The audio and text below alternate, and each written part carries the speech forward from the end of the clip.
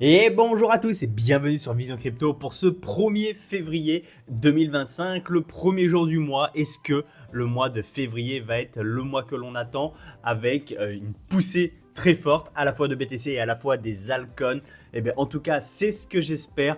Et on verra ça tout au long du mois de février. Donc n'hésitez pas à cliquer sur le bouton abonné, de liker et de commenter. Ça me fera extrêmement plaisir. Allez, comme d'habitude, on va aller voir les mouvements qui se sont passés. On va aller voir les nouvelles. Et on va essayer de voir les différents scénarios. C'est parti.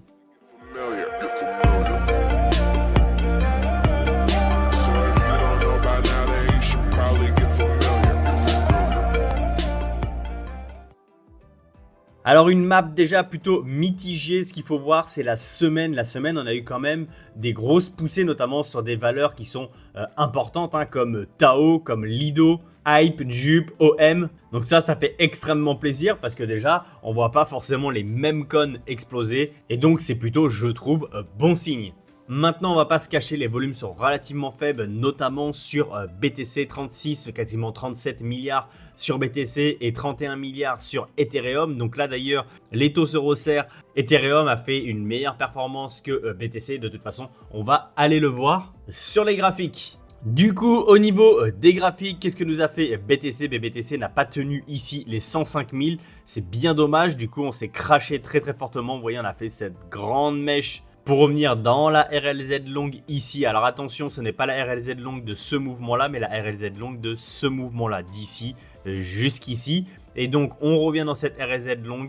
C'est absolument une RLZ qu'il faut tenir, sinon nous irons nous enfoncer plus bas. Pour le moment, on voit, on n'a pas cassé de précédent gros plus bas. On est à la fois sur une résistance, je peux la tracer avec vous, regardez, hop, si je la marque comme ça. Voilà, vous pouvez le voir ici, on s'est servi de support, pardon, j'ai dit résistance, d'ailleurs c'est un support, donc une fois ici, même si on a été méché très fort en bas, une deuxième fois ici, troisième fois ici, et après on s'en est servi, vous voyez, ici, hop, on a fait break, pullback et décollage, on s'est resservi encore une fois ici, et là on revient dessus, il faut absolument la tenir, je vais le mettre ici, c'est comme quoi c'est un support, c'est pas une résistance, hop là. Voilà, donc ça, il faut vraiment le tenir. On est en plus dans la RLZ longue. Et il y a encore une autre confluence, c'est que si vous prenez Fibonacci d'ici jusqu'ici, ici vous arrivez sur le retracement des 0,5 de Fibonacci de tout le mouvement. Donc je suis d'ailleurs toujours dans mon trade. Bien sûr, actuellement, du coup, je suis en perte. J'espère qu'on va pouvoir combler l'imbalance qui est ici relativement vite. Donc je pense qu'on va avoir une poussée au moins jusqu'au 103 577 pour revenir ici sur la moyenne mobile 50 et à la fois combler au moins l'imbalance qu'on a créé ici. Après, ça sera à voir. Est-ce qu'on fait un tout petit rejet et on repart très fortement à la hausse, ou est-ce qu'on va faire une continuation baissière? Ça, bien entendu, on pourra le voir dans les prochaines quotidiennes. Pour le moment, voilà, très important, c'est ce support qu'il ne faut pas casser. Donc, on a vu que Ethereum avait fait une meilleure performance que BTC. On peut le voir, alors premièrement, ici, on voit qu'on a fait vraiment une grosse poussée de Ethereum sur BTC, et ce que je trouve extrêmement positif, c'est surtout qu'on est passé ces précédents plus hauts ici et qu'on a passé là ces précédents plus hauts ici. Alors là pour le moment on réintègre, on peut faire une petite respiration, un pullback sur ces précédents plus hauts ici et à la fois avec la moyenne mobile qui va continuer à monter, et ensuite possiblement repartir encore, et ça serait très bullish, notamment pour forcément les altcoins, parce que Ethereum va tracter les altcoins. Donc c'est pour ça notamment que j'avais pris un trade sur Ethereum. Alors je suis toujours dans mon trade, réellement j'ai pris un premier TP ici. Donc j'ai pris une partie de mes profits. Et j'ai bien fait parce qu'on est entièrement retracé. Et par contre du coup j'ai remis un ordre, c'est-à-dire que ici j'attends qu'on revienne sur les 3275 $ pour éventuellement recharger ma position pour repartir à la hausse. On verra bien si je les atteins ou pas. Comme je vous l'ai dit, je suis toujours en trade. J'ai pris juste un tout petit TP ici, mais je suis encore dans le trade. J'ai pris d'autres trades, comme par exemple ici Chainlink, où je suis actuellement en positif. Bref, de toute façon, vous le savez, je vous partage ça dans le Discord et dans le Telegram. N'hésitez pas à les rejoindre si jamais vous le souhaitez. Donc la BTC dominance qui a bien chuté, effectivement, on était quasiment à 60, on est redescendu à 58, 76. Ce qui a permis justement aux altcoins de pumper un peu, mais bien entendu qu'on est très loin de ce qu'on veut voir. Attention, ça ne veut pas dire que la BTC dominance ne peut pas remonter encore une fois, mais peut-être que c'est un signe comme quoi ça va être un petit peu l'heure de ETH de rattraper son retard. Alors vous allez voir les données, je vais vous montrer pourquoi soit je consolide mes trades, c'est-à-dire soit je renforce, comme pour Ethereum, si on vient chercher ici, je vais remettre un trade, ou plutôt renforcer mon trade, et pourquoi je conserve les autres, c'est-à-dire BTC, Link, pourquoi je les conserve, on va aller voir ça sur l'order flow tout à l'heure. Au niveau de la map des liquidations, on a été chercher un petit peu de liquidité ici, il y en a d'autres encore en dessous, mais regardez, c'est surtout au-dessus qu'il y en a, donc je pense qu'on peut remonter très rapidement pour aller les chercher. Au niveau des personnes liquidées, c'est relativement faible.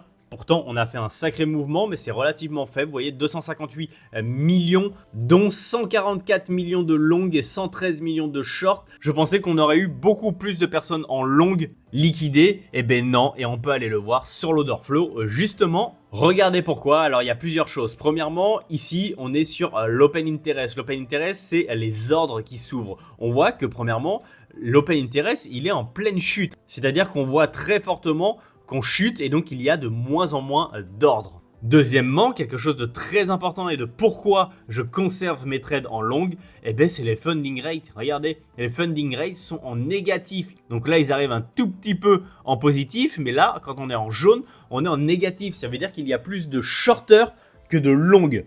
Et donc, s'il y a plus de personnes qui shortent, forcément, moi, je veux faire l'inverse. Et donc, je veux long pour essayer de faire un short squeeze. Donc, voilà pourquoi je conserve mes longues. Également, on peut le voir aussi sur la heatmap des Alcon. On voit qu'ici, on est vraiment très propre. On est vraiment très propre. Et on voit même du BTC qui est en négatif, donc du coup, qui est shorté. Et donc, voilà, j'ai bon espoir qu'on parte très fort, très haut. Et que là, c'était juste une petite liquidation pour faire peur encore un maximum de personnes. Et justement, pour essayer de faire shorter les gens. Et potentiellement, du coup, faire un short squeeze. En tout cas, je mise là-dessus. Donc hier, pour la dernière journée du mois, on a eu 318 millions d'inflows sur l'ETF BTC.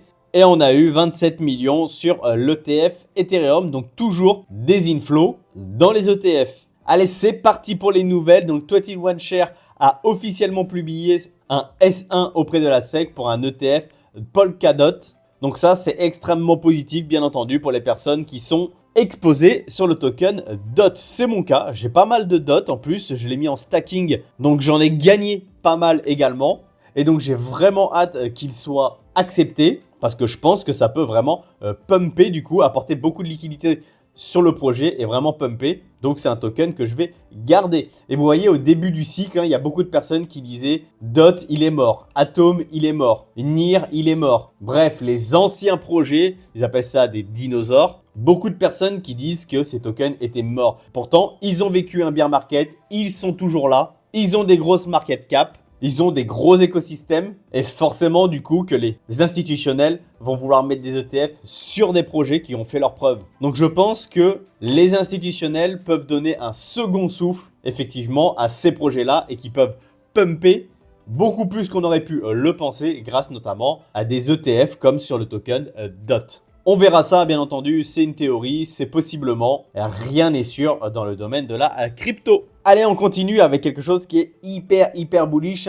À chaque quotidienne, je vous dis, il y a le Kentucky qui parle de la réserve stratégique, il y a le Texas, il y a l'Utah, il y a ci, il y a là. Et là, regardez, on peut voir un ensemble du coup des États aux US qui ont parlé de faire des réserves stratégiques et où est-ce qu'ils en sont dans leur progression. Et on voit que mine de rien, en majorité, ça a quand même pas mal du tout avancé. L'Arizona, regardez, c'est approuvé au Sénat. L'Utah, approuvé au Sénat. Et la majorité, c'est au comité qui sont approuvés. Donc la prochaine étape, justement, c'est le Sénat. Et la dernière étape, c'est la signature. Et regardez, du coup, sur tous les États, on va dire que 75% sont en cours de validation au comité. Et donc, je pense que ça peut aller relativement vite. Je trouve ça, en tout cas, extrêmement bullish pour la suite. Allez, on avance avec Tether qui a atteint les 13 milliards de dollars de bénéfices. C'est énorme, on parle de bénéfices, on parle pas de chiffre d'affaires. 13 milliards, c'est colossal. Dans son bilan de l'année 2024, Tether met en avant une année extraordinaire marquée par des sommets historiques. Ah bah oui, c'est clair. Donc les actions du groupe ont dépassé 20 milliards de dollars. Les bons au trésor ont atteint 113 milliards de dollars en avoirs directs et indirects. Cela positionne Tether parmi les plus grands détenteurs des États-Unis. Le quatrième trimestre a également vu l'émission de plus de 23 milliards de dollars en USDT, contribuant à une émission totale de 45 milliards de dollars pour 2024. Donc voilà, pour toutes les personnes qui disent oui, Tether, c'est régulé, ils vont sortir à cause de la loi MiCA de l'Europe. Est-ce que vous pensez véritablement que ça les met dans le mal? Bah, je pense absolument pas quand on voit l'argent qu'ils génèrent. Je pense que ça va extrêmement bien se passer pour eux. En plus, il ne faut pas oublier qu'ils se diversifient énormément. Et donc, du coup, j'ai aucun doute pour l'avenir de Tether. Justement, en parlant de Tether et comme quoi Tether va être retiré de l'Europe, et bien Kraken va retirer l'USDT et d'autres stablecoins de son échange pour les utilisateurs de l'espace économique européen d'ici le 31 mars vis-à-vis de la réglementation en MiCA. Donc pour les personnes qui sont sur les plateformes Kraken, faites attention parce que du coup l'USDT va être supprimé si vous êtes dans l'Europe. Et normalement, si vous êtes sur cette chaîne YouTube, vous faites partie de l'Europe. Donc du coup, il y a de grandes chances que vous soyez concernés. Voilà la team, c'était tout pour cette quotidienne. On va voir comment se comporte le week-end, s'il va être relativement calme ou s'il va y avoir une surperformance des altcoins et de Ethereum sur BTC. C'est ce que j'aimerais vraiment beaucoup voir. Bien entendu, je vous tiendrai informé, notamment sur les différents canaux de mes trades. Et de toute façon, on verra ça dans la quotidienne de demain également. Je vous laisse là-dessus, passez un excellent samedi et je vous dis à demain dans la quotidienne. Et surtout, restez curieux. Ciao!